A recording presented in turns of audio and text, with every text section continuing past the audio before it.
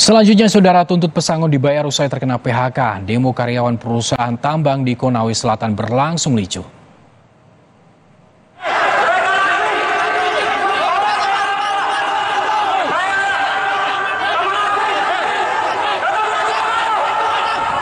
Puluhan karyawan sebuah perusahaan tambang di Kabupaten Konawe Selatan terlibat saling dorong dengan petugas setelah massa memaksa masuk ke dalam perusahaan.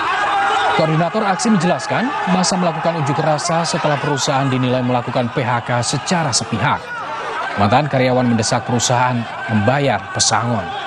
Selain itu, massa juga menuntut perusahaan membayar gaji karyawan sesuai dengan upah minimum provinsi.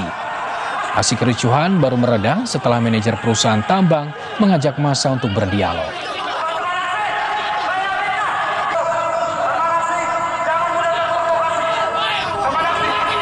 Tuntut